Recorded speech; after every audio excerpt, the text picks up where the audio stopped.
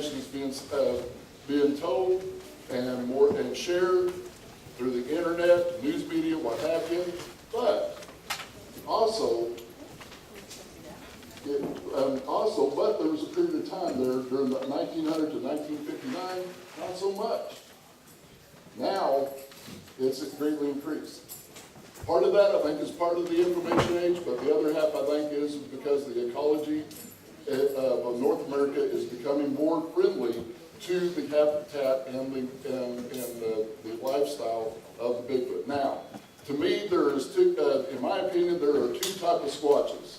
You have the primitive squatches that are still in areas where they probably haven't seen a man except maybe from a far, far distance. Then you have what I like to call a suburban squatch.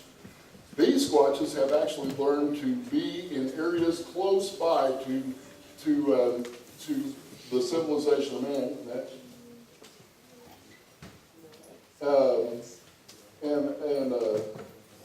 And have actually learned to thrive and flourish, just like the coyotes, just like the bears, just like a lot of the deer. A lot of these things have handled around the outsides of certain small towns and stuff like that. A couple of years ago, I had a friend that was a witness out by Boles, Missouri, and he kept on telling me of this one hot spot. For years, he kept on telling me about it, but he wouldn't take me. And they only show up during the dead of winter, he said. So he'd go out there, and he'd park his truck before dark. He'd get out a used horse blanket, this Damascus smell, and he'd sit back there in that bed with this thing, with his camera, is the night vision, his thermal going. And then sure enough, come about dark, they start coming out and milling around. He says, but when I show you where it is, you're not going to believe it. Finally, 2 years he took me out there, and it wasn't about Willow Springs, but it was in the surrounding area. Finally, he took me out in this area, and he parked right there. He said, see, all that brush and that land, that's where I'm seeing them. But look what's next door. And sure enough, right next door was an elementary school. Cleared out, big old elementary school. And he goes, this is what puzzles me. Why would these things hang around so close to a school? And I said, really? I said, you can't figure this out? I said, man, this is free bread and circus. This is free food and entertainment. At night, they go in those dumpsters and they eat all that stuff the kids want. And then during the day, they came back in that brush and be entertained by what those kids are doing out there in the fields. Next. It is our responsibility for our generation to ensure the future of the next generation of squatchers. By the way, that's my daughter, HT. Next. Once again, I don't know why that program didn't come up. Go to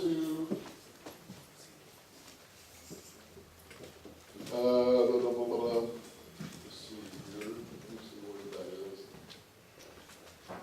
Well, there was a movie. Not in there?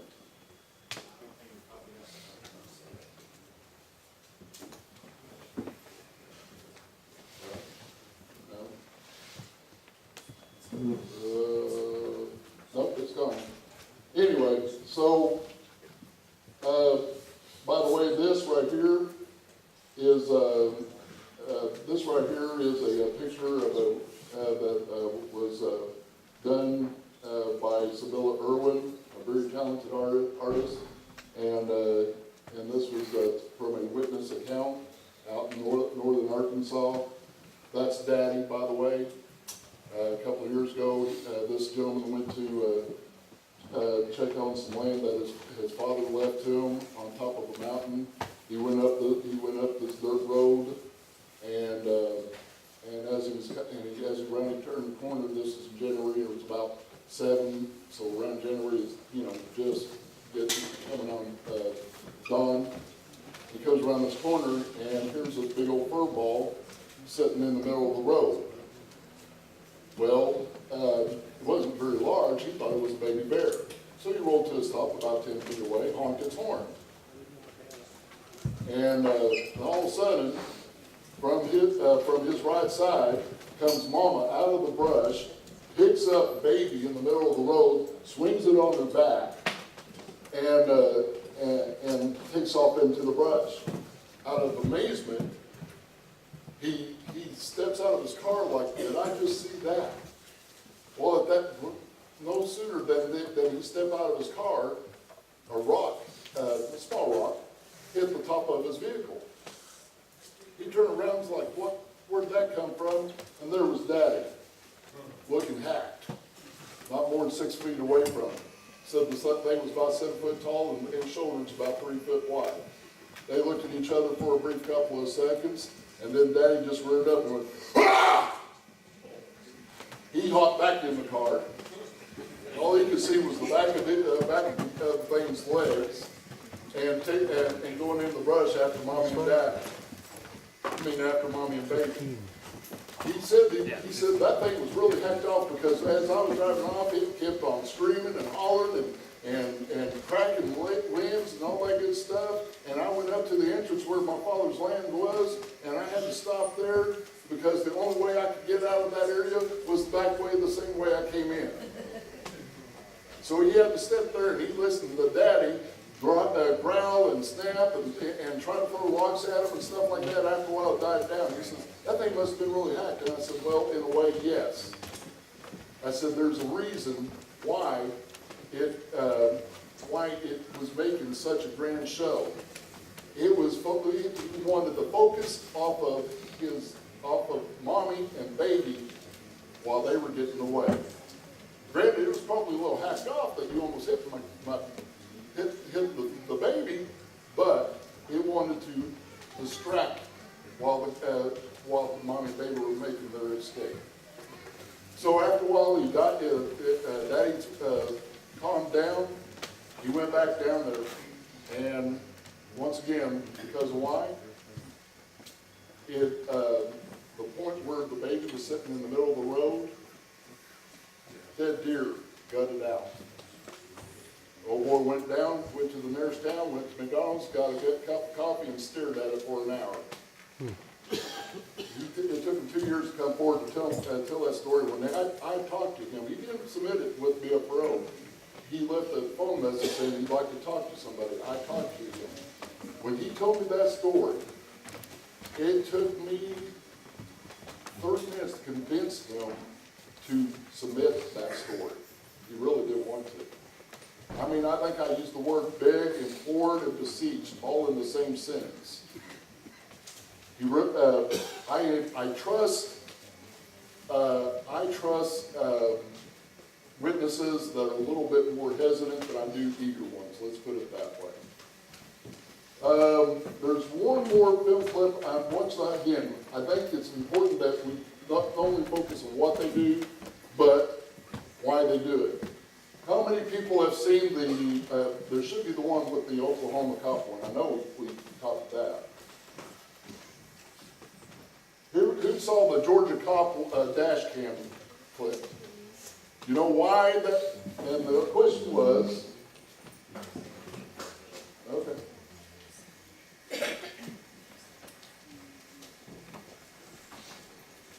Do you have any more stuff on that? I figured you might.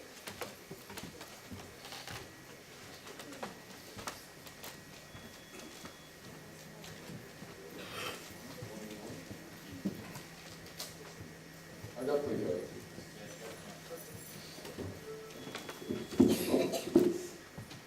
just so that. Let's I'll pull it right out of there then.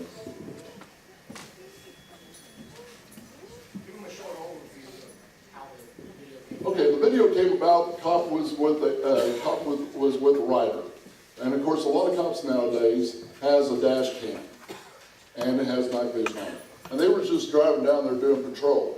Then all of a sudden, out of nowhere, right in front of them was something that we might think was a squatch run out in the road with. Yeah, go ahead and hit play on that. This is the original one, by the way. This is originally from the plane.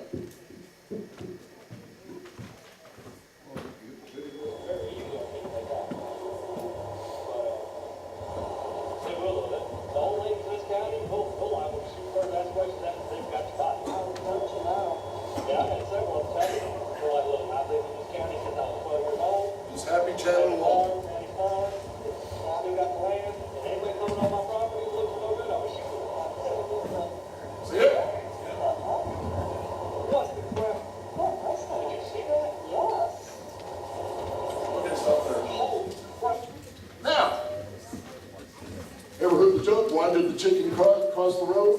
Well, now I'm going to show you why the Bigfoot crossed the road. On the little one over there where it says step, on the rewind, click that button there, and go back. Just keep on clicking until it goes back.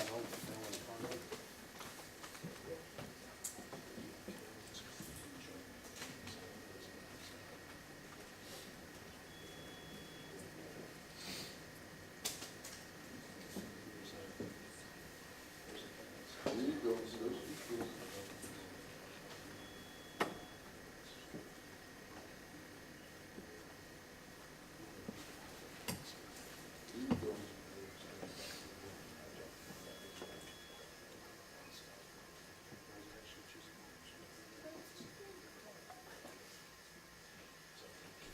Okay, there were a couple,